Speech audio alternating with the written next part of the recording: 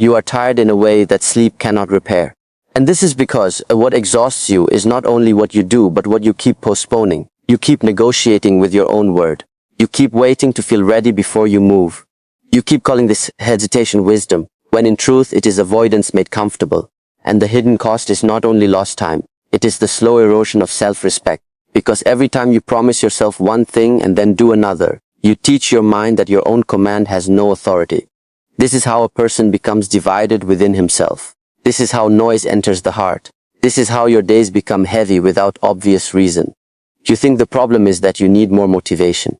But motivation is a visitor. Discipline is a resident. One comes and goes according to weather, mood, praise and pain. The other remains in. One asks, how do I feel today? The other asks, what must be done regardless? When you build your life on motivation, you build on wind. When you build your life on discipline, you build on stone. This is why so many people are full of intention and empty of result. They worship the spark and ignore the firewood. They admire the outcome and resist the repetition that creates it. Discipline is not punishment. It is alignment. It is the moment your action stops betraying your deeper knowing. It is when your body, your mind, and your word begin to walk in the same direction. This is inner work, not performance, not image, not talking about change as if talking were transformation. Real inner work is quiet, sometimes invisible, often uncomfortable, and always honest. It asks you to become transparent to yourself, to see where ego interferes, to see where emotional turbulence has been allowed to make decisions for you, to see where your excuses wear the mask of intelligence. Think of a blade being sharpened. The blade does not become keen by being admired. It becomes keen through contact, through friction, through repetition that would look boring to the untrained eye. Your life is the same. Every day that you return to what matters, especially when you do not feel like returning. Something in you becomes more precise. Your attention cuts cleaner. Your speech becomes more deliberate. Your posture changes. Your breath changes. Even your silence changes. Because discipline does not only shape what you achieve, it shapes the one who achieves it. In training, the body learns a hard truth before the mind accepts it. The leg trembles, the shoulders burn, the spine wants to collapse, the breath becomes chaotic. And yet the instruction remains simple. Stay. Not forever. Just stay a little longer than your habit wants to stay. This is where the old self begins to lose power. Not in dramatic declarations, but in sustained contact with resistance. The warrior is not the one who feels no discomfort. The warrior is the one who does not run the moment discomfort arrives. And this is why what is coming will reward every day of your discipline. Because existence itself responds to consistency. Life begins to trust the one who no longer abandons the path at every change of weather. Many of you are asking for a clearer purpose while living in a fog of scattered attention. But purpose does not reveal itself to a restless mind. A muddy lake cannot reflect the moon. If your attention is given to every impulse, every notification, every mood, every fear of missing out, how could you hear the quieter instruction beneath all this noise? The problem is not that life is not speaking to you. The problem is that you are surrounded by so much self-created disturbance that you cannot hear the voice that does not shout. Purpose requires space. Awareness requires stillness. And stillness is not passivity. It is collected power. So pause now and look inward with more honesty than comfort. Notice what you have been careful not to name. Notice the pattern you keep decorating so you do not have to confront it. Notice where you say you are confused, even though in truth you already know the next necessary step and simply do not want to endure the cost of taking it. What are you avoiding when the room becomes quiet and there is no one left to impress? What do you already know about your habits, your appetites, your false urgency, your tendency to seek relief instead of truth? What do you pretend not to know? Because if you admitted it clearly, you would have to change. And if you refuse to change, then understand what will be taken from you. Not by fate, but by your own hesitation.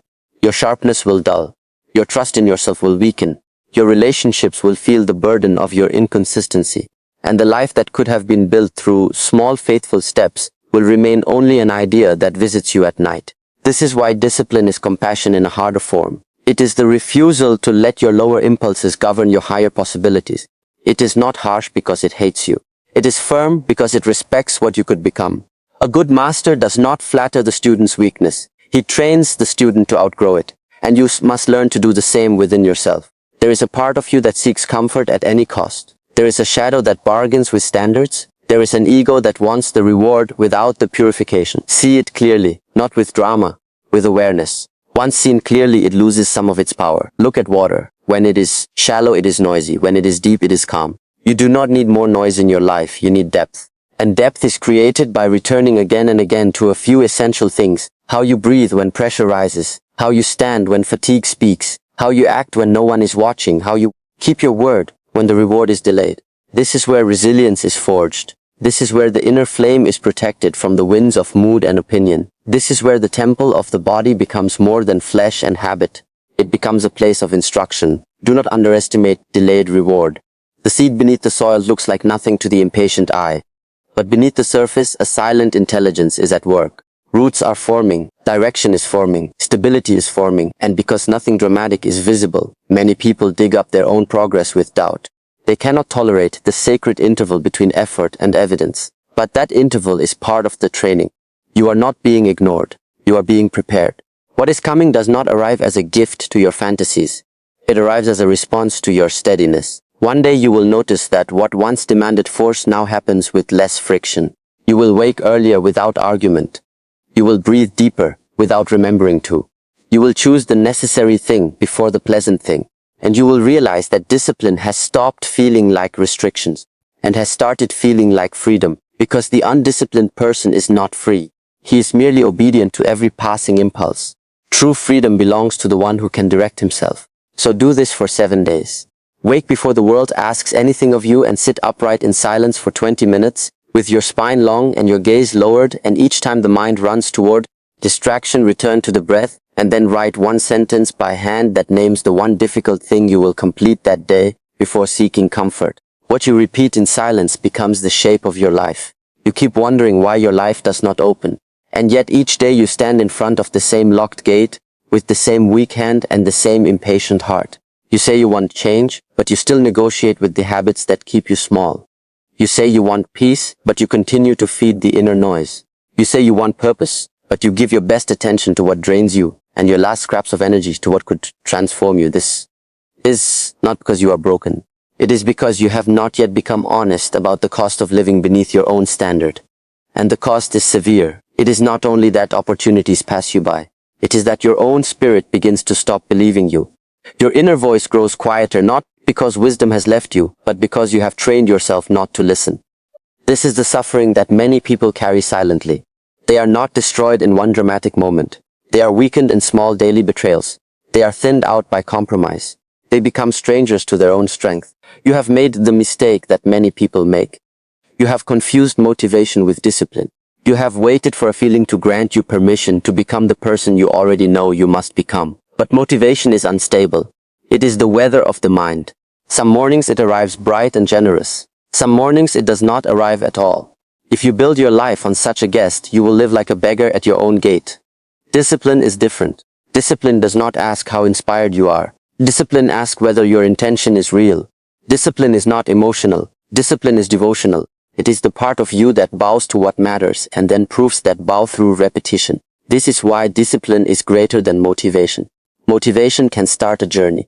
Discipline is what carries you across the mountain when the sky turns dark and the path disappears and no one is watching. Many of you still believe the obstacle is in front of you. You believe there is some wall outside yourself that explains your delay. But often the obstacle is not in front of you. It is within you. The obstacle is the part that seeks comfort before clarity. The obstacle is the part that calls distraction recovery and indulgence self-care. The obstacle is the part that knows exactly what must be done and spends all its cleverness inventing reasons why today is not the day. And because this obstacle lives inside you, it follows you into every room. This is why a new city does not save you. A new relationship does not save you. A new plan written in a burst of temporary excitement does not save you. If the same undisciplined self is carrying the plan, then the future will be shaped by the same old hand. This is hard to hear, but it is the doorway to freedom. Because once you understand that the obstacle is the path, then every difficulty becomes instruction. Every resistance becomes a mirror. Every moment of friction becomes a chance to build the one quality that cannot be taken from you. Inner authority. Think of a warrior learning to hold a stance. On the first day, his legs shake. The mind complains. The breath becomes shallow. The body begins to speak with many voices. Enough now. This is unnecessary. This is too much. Maybe tomorrow. But the master does not argue with each complaint. The master gives one instruction: stay. Not because pain is holy, not because suffering is the point, but because leaving too early would keep the student enslaved to the first wave of discomfort. What is trained in that stillness is not only muscle, it is character. It is the recognition that your first impulse is not your highest wisdom. It is the deep discovery that beneath the storm, there is another place in you that can remain. And once you have touched that place even briefly, you know that your life can no longer be guided only by craving and avoidance. Your body is a temple of memory. Every repeated action becomes an inscription. Every late compromise, every half-hearted promise, every undisciplined response writes itself into your nervous system. But the same is true in the opposite direction. Every time you rise when you wanted to remain in bed, every time you return to the breath instead of following the agitation, every time you complete the hard thing before the pleasant thing, you carve a new pathway. The body begins to trust a different command. The breath begins to carry a different message. The spine begins to stand with a different truth. This is why inner work cannot remain abstract. If your philosophy never reaches your schedule, your posture, your appetite, your speech, your use of time, then it is not yet wisdom. It is decoration for the ego. Real practice must descend into the ordinary. The sacred is revealed by how you wash the bowl, how you answer the message, how you enter the room, how you keep your word when no applause is waiting. Many people are searching for a breakthrough, while refusing the boredom of the basics. They want awakening without repetition. They want depth without structure. They want resilience without being tested. But no temple is built by one dramatic strike of the hammer. The temple rises stone by stone, breath by breath, day by day. What is coming to you will not be delivered by luck alone. It will be drawn toward you by the person you are becoming through disciplined repetition. There are rewards that only recognize a certain kind of character. There are doors that open only to those who have learned how to stand still without collapsing and how to move without scattering themselves. There are forms of peace that do not visit the impulsive mind, because that mind has not yet become a safe place for peace to land. You suffer not only from pain but from fragmentation.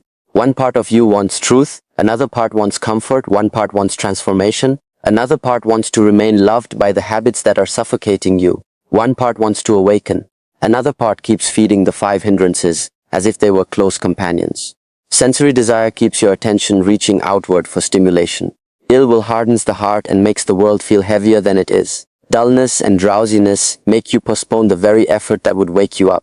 Restlessness and anxiety scatter your energy across 10,000 useless directions. Doubt poisons your own center and makes every sincere step feel fragile. When these hindrances govern you, then even good opportunities become wasted because the vessel receiving them is unstable. So your task is not to curse the world. Your task is to purify the vessel. Purification is not a glamorous word in this age. People prefer expression, they prefer expansion, they prefer endless customization of identity. But purification is essential. If muddy water is left undisturbed, then slowly what is heavy settles. Clarity returns not because the water chased clarity, but because agitation ceased. Your mind is no different. Every unnecessary argument you rehearse in your head disturbs the water. Every comparison, every indulgence, every careless promise, every hour given to mindless escape disturbs the water. Then you say you cannot hear your purpose. Of course you cannot. You are stirring the lake all day and demanding a clean reflection by night. The issue is not that life has hidden your path. The issue is that you have not yet created the conditions in which the path can appear clearly. You must begin to see that discipline is love in a more mature form. Not the soft love that excuses every weakness, not the sentimental love that wants comfort at any cost. Discipline is love that protects your future from your present confusion. Discipline says no to what would cheaply satisfy you in order to say yes to what could deeply free you. When you discipline your tongue, you protect your relationships. When you discipline your attention, you protect your mind. When you discipline your appetite, you protect the temple of the body. When you discipline your time, you protect your purpose. This is why a true master can sound stern and still be compassionate, because compassion without standards becomes indulgence. And indulgence offered to your lower nature is not kindness.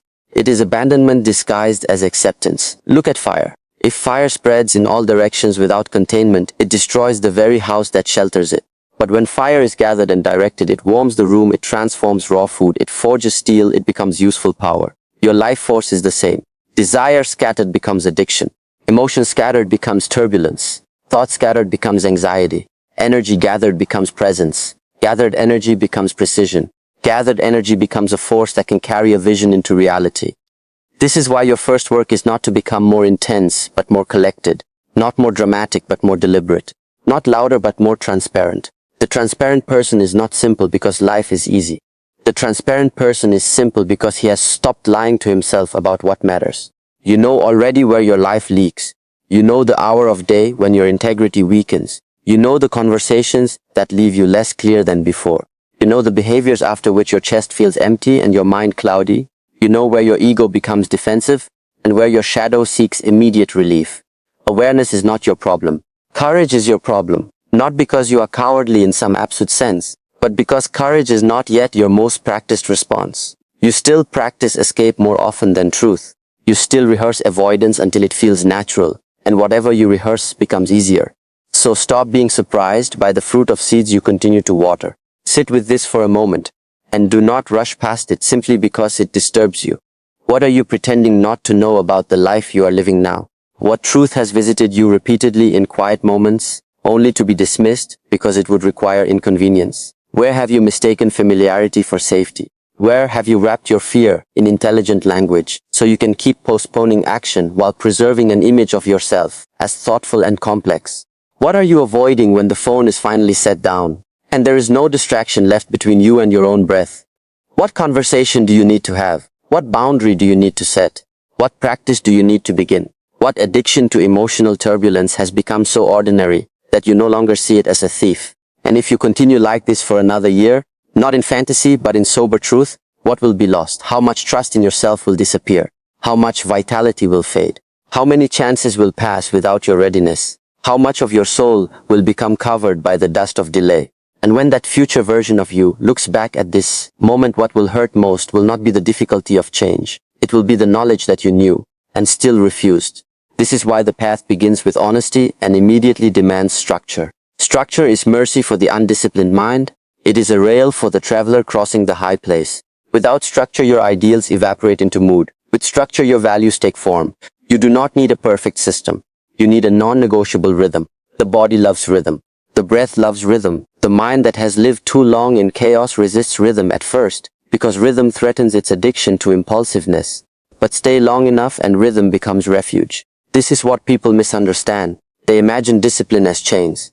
But when your lower habits have ruled you for years, then discipline feels like a chain, only because you have mistaken captivity for freedom.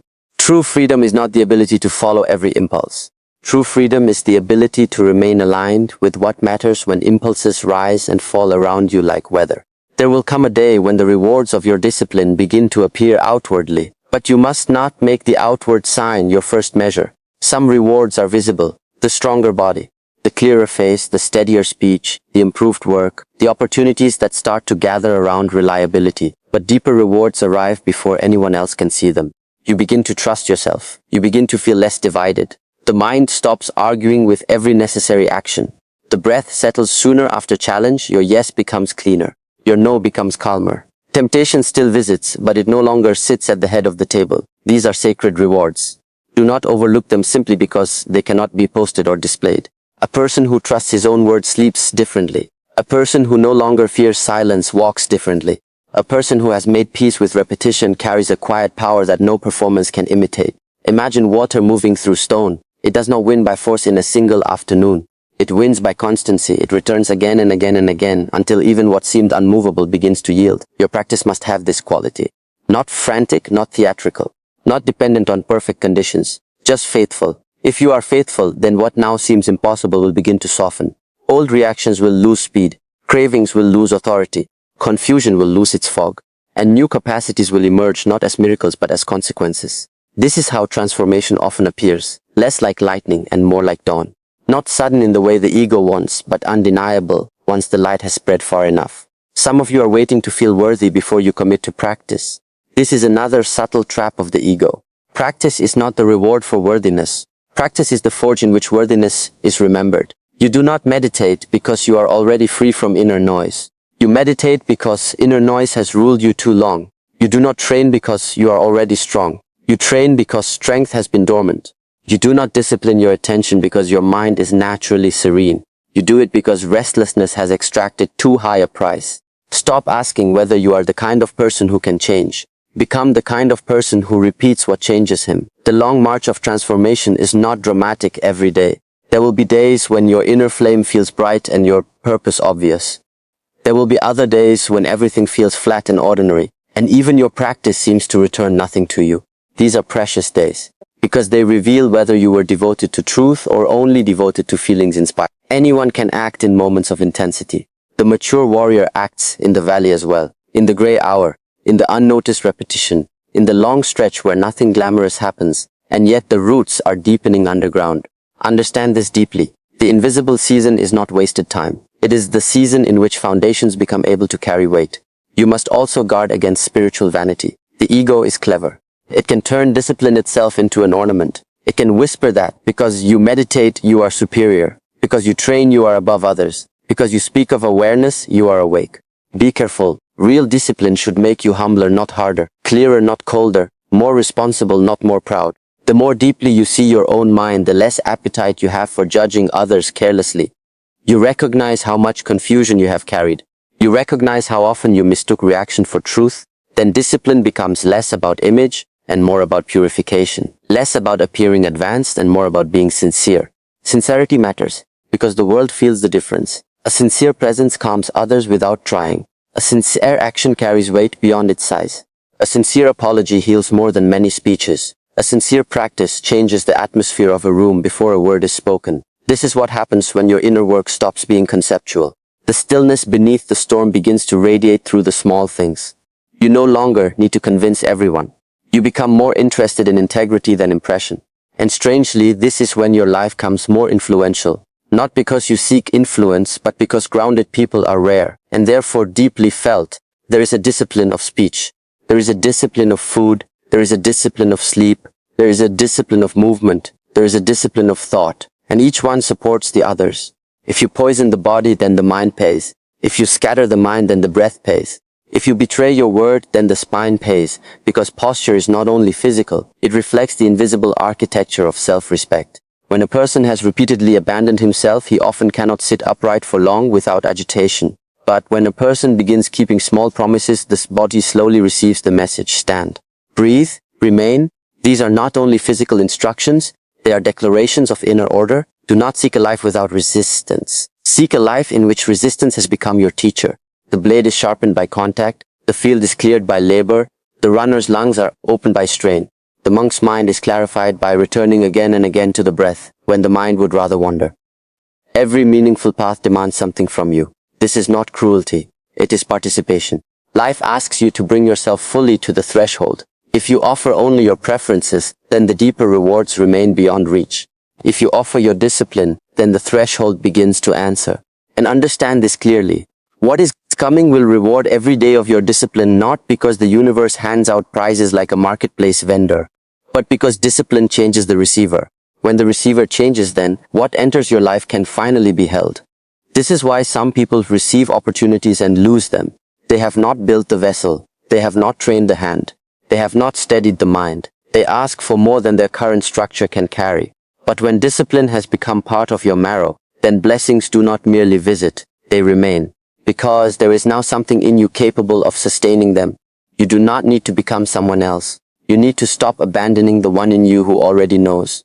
Beneath the ego, beneath the avoidance, beneath the exhaustion and emotional turbulence, there is a quieter intelligence waiting for your loyalty. It has been speaking in moments of stillness. It has been warning you in the contraction of the chest after compromise. It has been calling you through your dissatisfaction. Because dissatisfaction is sometimes a sacred signal that your current way of living has fallen out of harmony with your deeper nature. Do not numb that signal too quickly. Listen to it. Let it instruct you. Let it strip away what no longer deserves your life. So here is the drill. Do this for one full moon. Wake at the same hour each morning without negotiation. Before looking at any screen, sit upright for 20 minutes with your spine long and your attention on the breath. After that, write by hand the 3 non-negotiable actions that serve your purpose and complete them before you give yourself any unnecessary comfort. Eat with awareness. Speak less than usual. End each night by asking one question only. Where today did I act below my own standard? And write the answer without excuse. What you refuse to train will rule you in the dark.